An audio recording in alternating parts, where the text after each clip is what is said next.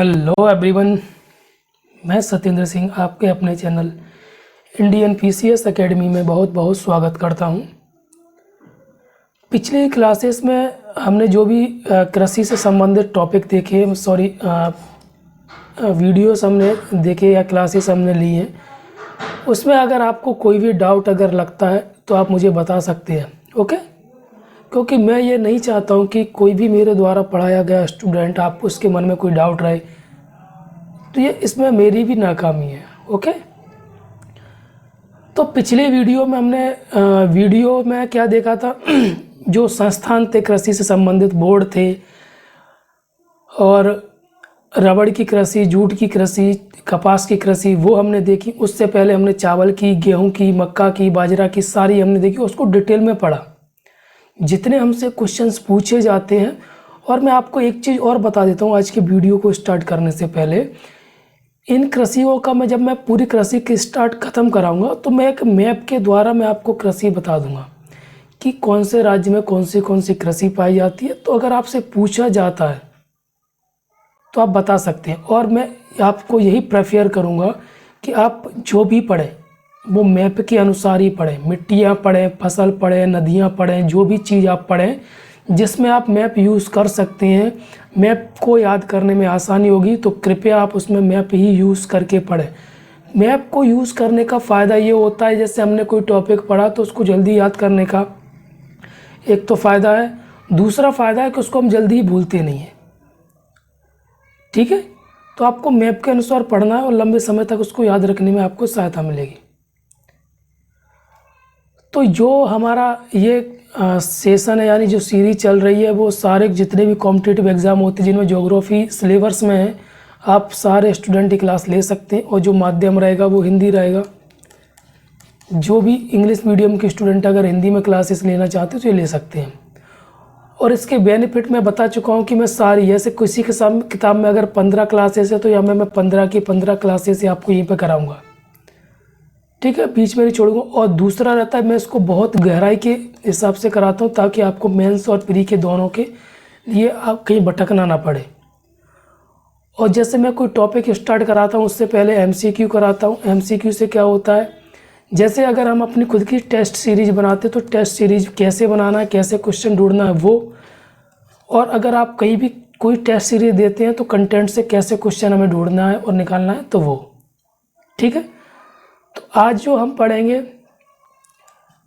वो एक particular video मैंने सिर्फ उसी के लिए बनाया है कि कौन सी फसल में कौन सा राज्य आगे है। तो आप कोई भी स्टूडेंट अगर यूट्यूब पे जाता है तो आप सीधा टाइप करके आप निकाल सकते हैं, आपको भटकने की आवश्यकता नहीं पड़ेगी, ठीक है, ओके। चलते हैं हम अपने आज के टॉपिक की तरफ।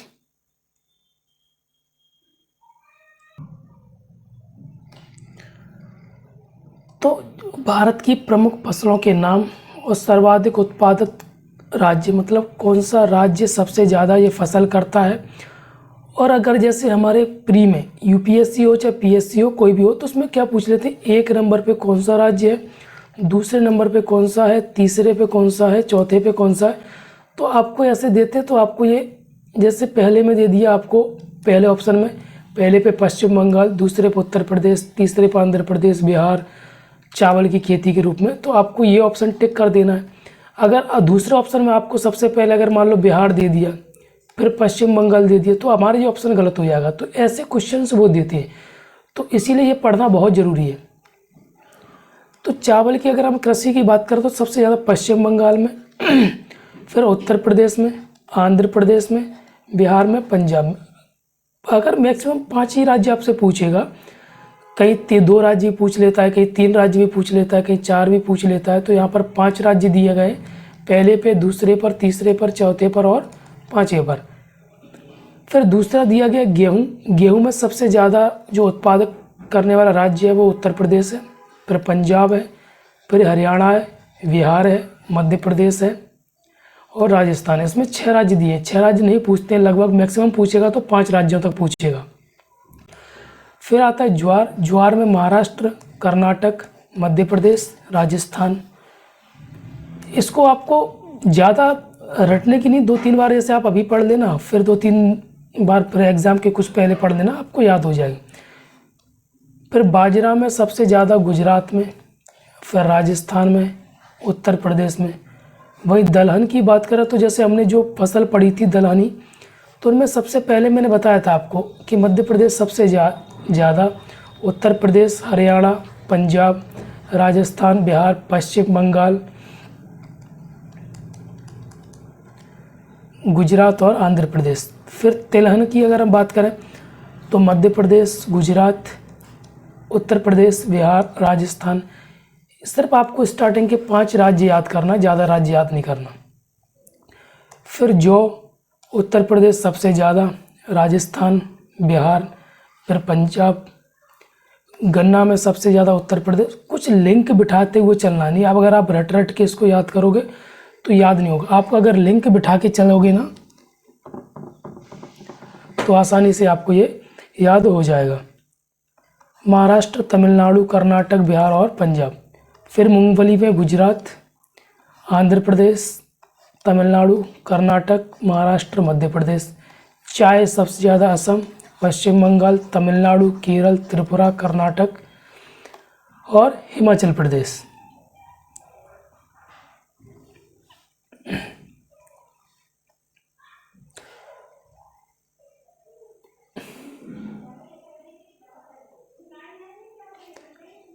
फिर कहवा यानी कॉफ़ी, कर्नाटक सबसे ज़्यादा, तमिलनाडु, केरल, आंध्र प्रदेश।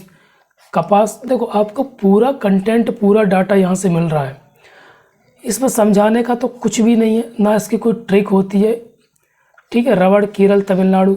बस आपको थोड़ा लिंक कैसे मिलेगा, जैसे तंबाकू मैंने फसल पढ़ाई तो वहाँ पर मैंने राज्यों को बताया, वहाँ पे राज्यों को बताया, वहाँ से आपको याद करना है, फिर यहाँ पे याद करना है।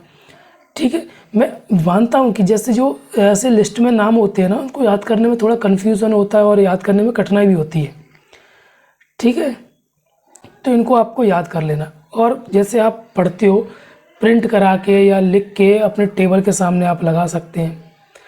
ठीक है, तो जब भी आपको मौका पड़े, जैसे आप मोबाइल में इसको स्क्रीनशॉट लेके रख सकते हैं, जब भी आप फ्री बैठे हैं तो इसको पढ़ सकते हैं।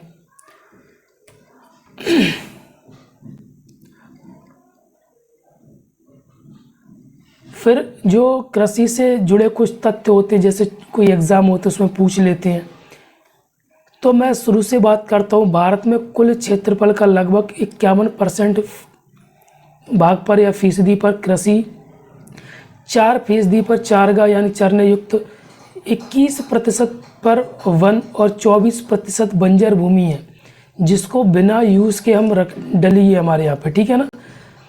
देश की कुल श्रम शक्ति का लगभग 52% कृषि और इससे संबंधित उद्योग और धंधों से आजीविका चलता है। हम यहाँ पर किसकी बात हो रही है? बेरोजगार की।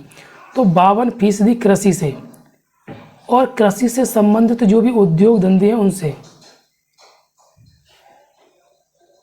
2004 और 5 में भारत के निर्यात में कृषि और संबंधित वस्तुओं का अनुपात लगभग 40% रहा है। अभी ये बढ़ गया है ना, लगभग 50% हो गया है। विश्व में चावल के उत्पादन में चीन सबसे आगे, भारत का दूसरा स्थान है। भारत में खाद्यान्नों के अंतर्गत आने वाले कुल क्षेत्र के करीब 40% पर चावल की खेती की जाती है। जैसे मैंने बताया था 47। विश्व में गेहूं उत्पादन में चीन के बाद दूसरा स्थान आता है भारत का, पहले स्थान पर चीन आता है, और चावल में भी पहले स्थान पर चीन आता है, दूसरे पर भारत। देश की कुल कृषि योग्य जमीन पे लगभग 15% पर गेहूं की खेती की जाती है। गेहूं के उत्पादन में उत्तर प्रदेश का प्रथम स्थान है, जबकि प्रति हेक्टेयर के हिसाब से पंजाब का। यहाँ पर देखना, प्रति हेक्टेयर अगर आपसे एग्जाम में पूछा जाता है तो आपको क्या लगाना है? पंजाब लगाना है। अगर देश में उत्पादन के हिसाब से पूछा जाता है राज्य, तो आपको क्या लगाना है? उत्तर प्रदेश। हरित क्रांति का सबसे अधिक प्रभाव गेहूं और चावल की कृषि पर पड़ा है। ये क्वेश्चन बहुत इंपॉर्टेंट है, पूछ लेते हैं कि हरित क्रांति का सबसे ज़्यादा प्रभाव किस पे पड़ा है। परंतु चावल की तुलना में गेहूं के उत्पादन में अधिक वृद्धि हुई है।